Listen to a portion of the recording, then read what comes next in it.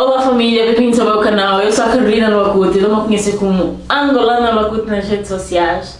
Eu vim aqui falar sobre a minha experiência, ou a experiência que eu tive ontem no CEF e queria partilhar com vocês, pode ser interessante. Desde já te convido a se subscrever, a deixar o teu like se gostar da informação. Caso tenhas alguma dúvida, alguma questão, te convido a deixar na descrição, a deixar nos comentários. Ontem o dia foi tipo, ok, o que é que me falta acontecer? Essa foi a questão, foi a única questão que eu me coloquei. Para quem vive em Lisboa, para quem não vive, às vezes a CP já é um pouquinho familiar, mas já há muito que já não acontecia. E também porque eu não sou uma cliente assídua dos comboios, mas ontem a CP estava de greve. E eu tinha que fazer um trajeto entre linha de Sintra e Setúbal. Como?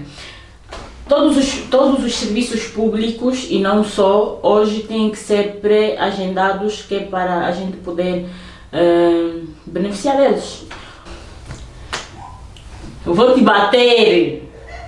Vou-te bater! E uma das coisas que aconteceu comigo foi isto. Eu agendei para a Segurança Social porque eu queria fazer o pedido de uma residência permanente, porque ao telefone, a senhora do CEF, eu já vou explicar porque é que eu estou a meter esses aspas, disse-me que eu poderia pedir a residência permanente, visto que eu já estou no país há mais de 5 anos. Até aí, ok. Entretanto, eu fiz um agendamento que é para pedir essa declaração de ausência de dívida, que tenho que pedir na Segurança Social, de que faço todos os descontos. E, simplesmente marquei, tudo me ficou marcado. Por obra do acaso, no mesmo dia 8, em Sintra, que é a linha de comboio, a última, e eu vivo em Loures e fui para Sintra. Eram 7 horas da manhã, quando eu saí de casa, peguei o autocarro, fui até a estação, fiquei lá até que horas não me lembro, só sei que eu disse, não sei que horas é que vem o próximo comboio, as pessoas estão a desistir disso. Apareceu um autocarro que me levou para um outro sítio em que eu podia pegar outro para chegar em Sintra. Fiz esse processo todo. Quando eu estou no autocarro que me leva para Sintra, dá imensa volta. E no meio do caminho eu disse, já são 9h30, tenho hora marcada agora, isso não vai correr bem, vou pedir um Uber.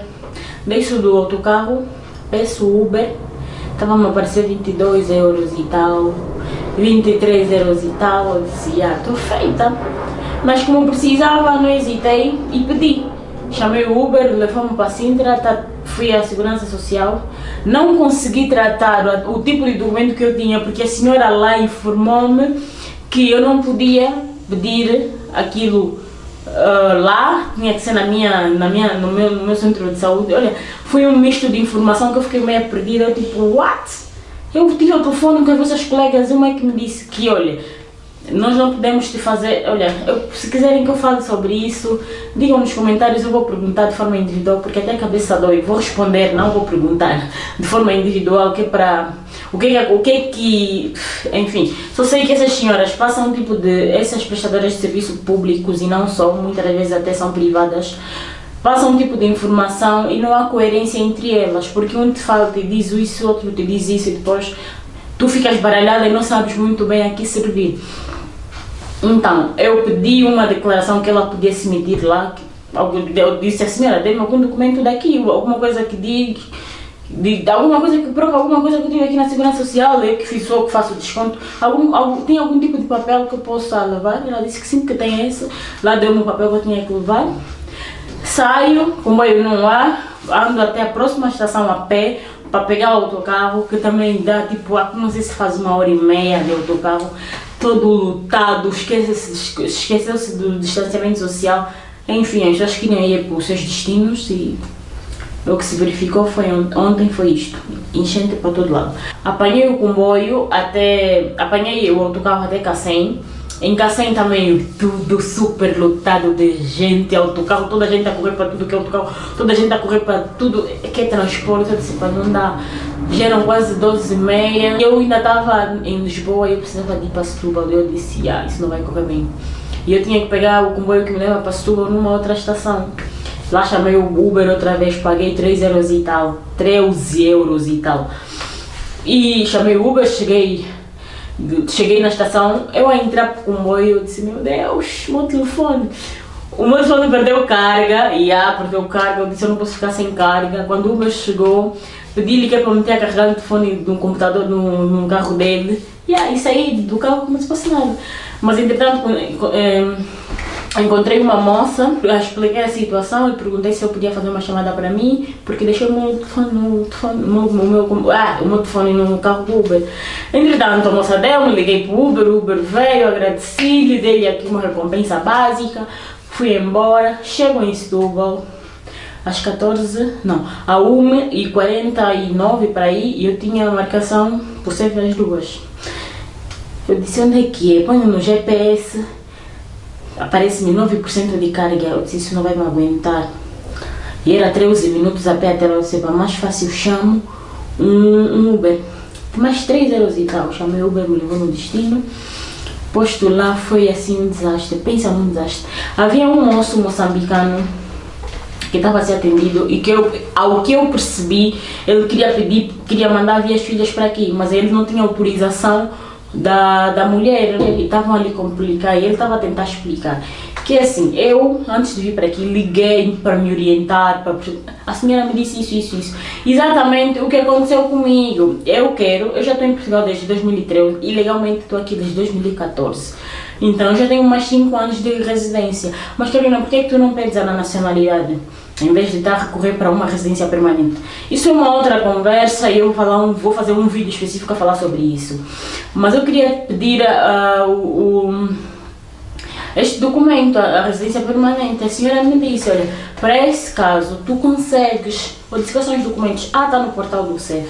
Eu disse, sim, de forma assim, a senhora consegue só dizer, olha, é importante que leves o passaporte, que leves isto, e tem mais coisas, mas consulta o site do CEF que lá está.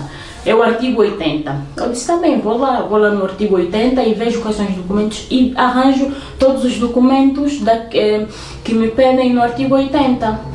Explico isso na senhora. A senhora já no primeiro que a maneira como ela me chamou para sentar, eu já disse, isto não vai correr bem. A senhora foi mesmo, foi mal educada, chamou-me como se estivesse a chamar um filho mal educado dela, que não houve, foi dessa forma que ela me chamou.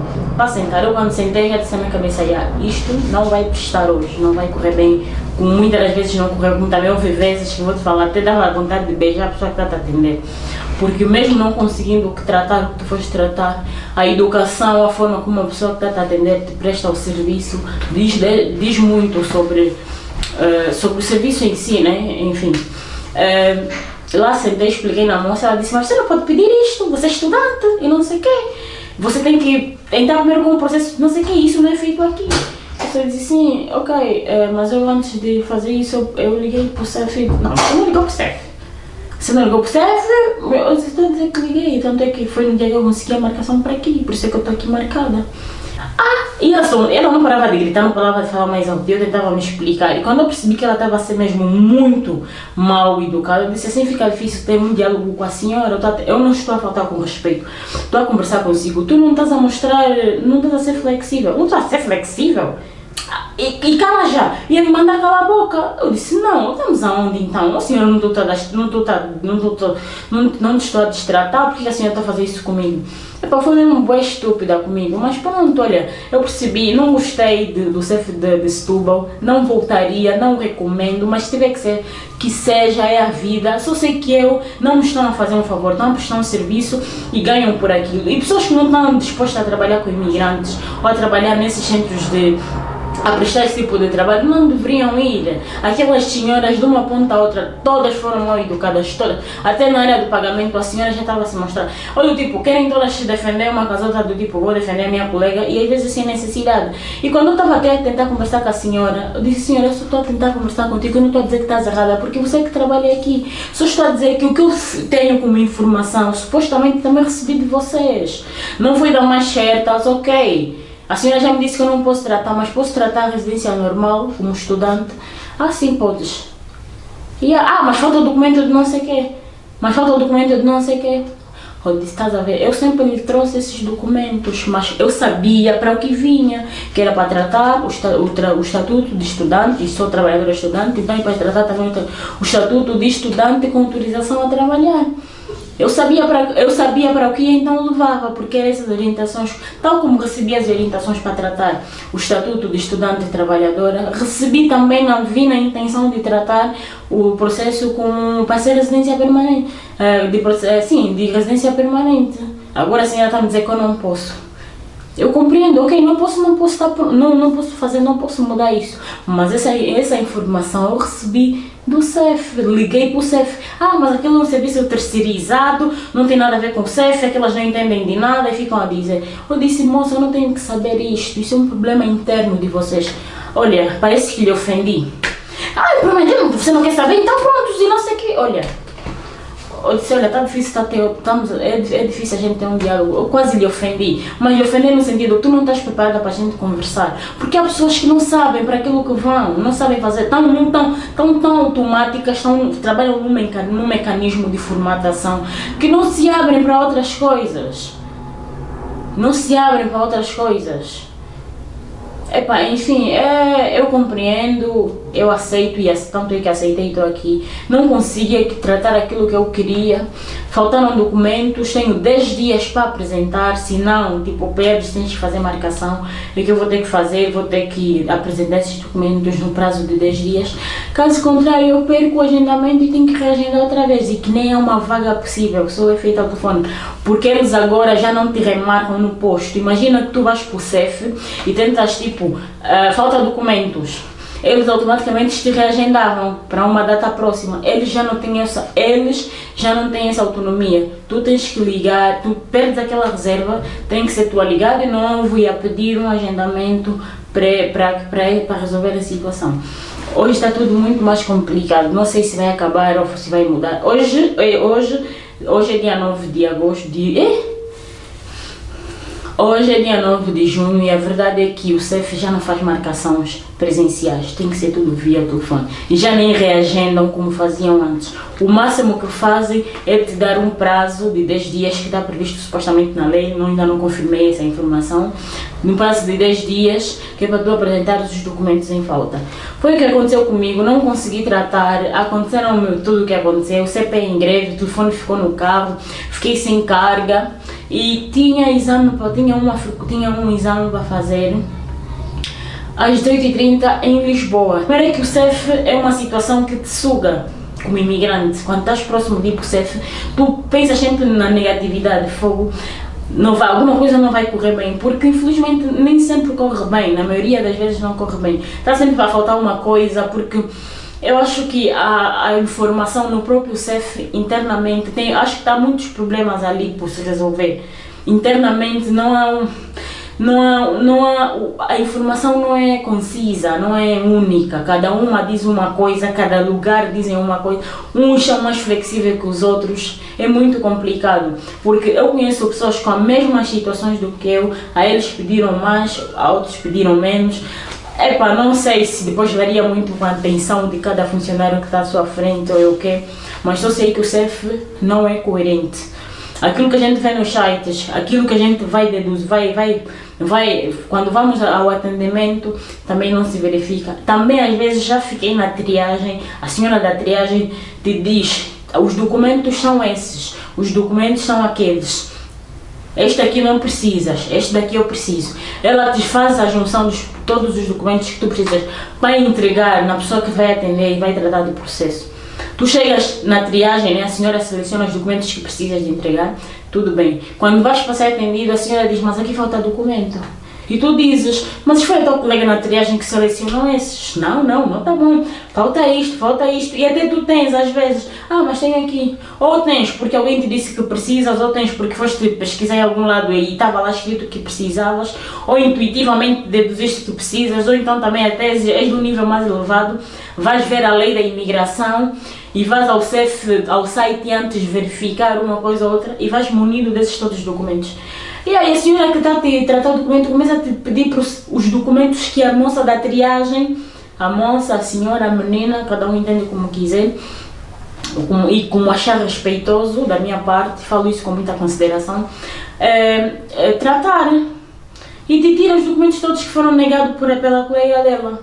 Enfim, eu acho que o CEF realmente precisa de se reestruturar, realmente contratar pessoas que estejam dispostas a trabalhar com causas humanitárias, porque eu acho que imigração é um processo humanitário, lá lidam com pessoas humanas, não é pessoas que são pessoas que escolhem Portugal como um destino por algum motivo, uns muito para estudar, porque Portugal tem uma boa educação, eu acho que as escolas são XPTOs aqui em Portugal, outros escolhem como canal de entrada, elas são livres como canal de entrada. Eu vi o meu país em 2008, 2009, 2010, emigrou muita gente, portugueses então aos bombardeios.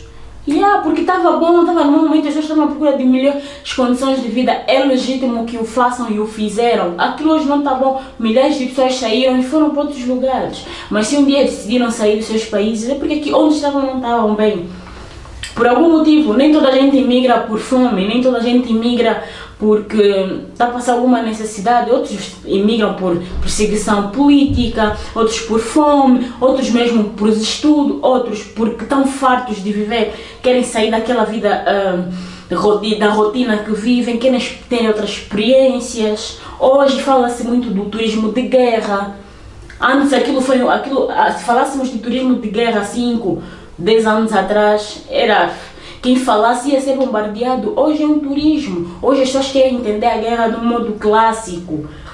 Estão a perceber? As pessoas que não tiveram contato com a guerra, hoje querem perceber e desfrutar no verdadeiro sentido daquilo que foi história. Porque eu olho para o passado como um lugar de referência. E é assim que eu encaro o turismo de guerra. O turismo rural. As pessoas que vão e apelam e optam pelo turismo rural são pessoas que vivem massivamente nas grandes cidades, em grandes movimentos e querem parar um pouquinho, porque a vida pede, cobra-te essas coisas.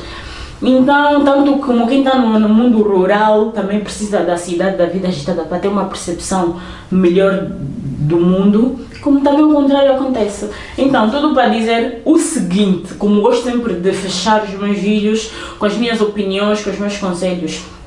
Tu que estás a pensar em migrar, ou tu que já és imigrante, não confie simplesmente num veículo de informação. Se puderes consultar um centro de apoio ao imigrante, em que teoria então, num processo mais jurídico, nessa situação, procure, porque o sítio em que te podem dar uma informação realmente que faz total sentido é no apoio ao imigrante. Tem pessoas estudadas, preparadas, pessoas informadas, tem juristas, tens ali advogados, tens pessoas mesmo capacitadas de te dizer que isto aqui precisas e isto aqui não precisas. Toda vez que tiveres uma oportunidade de consultar um centro de apoio ao imigrante, consulte, porque o CEF e outras entidades, desculpa o termo, é uma palhaçada. Porque a informação lá é muito o que lhes convém. Quando um quer dizer uma coisa, diz, ou porque não tem muito domínio da situação e vem, não sei, as pessoas querem mostrar algum tipo de trabalho, algum tipo de resultado, as pessoas querem te dar uma resposta. Agora, se ela é verídica ou não, só tu podes ter. Então, eu te aconselho particularmente sempre a procurar um centro de apoio aos imigrantes para te organizar, preparar os documentos todos, para não ter estresse no dia do CEF, porque o CEF é estressante, aquele o ambiente em si, por mais bem que te corra, é sempre estressante os antecedentes do CEF. Esse foi o vídeo que eu preparei para hoje, espero que vocês gostem. Eu queria vos contar um pouquinho daquilo que foi o meu dia de ontem no CEF, porque o CEF, acredito que há muita gente que vai se identificar e os outros vão achar, tipo, menina, calma aí, tu és uma azarada, porque estou aqui há 500 anos e nunca me aconteceu isso no CEF. O CEF é uma maravilha, não tenho razões de queixa, a vida também é assim, tá? Tamo juntos, família, não se esqueça de se subscrever e deixar o teu like e o teu comentário, que é muito importante, o teu feedback. Um beijo, estamos juntos.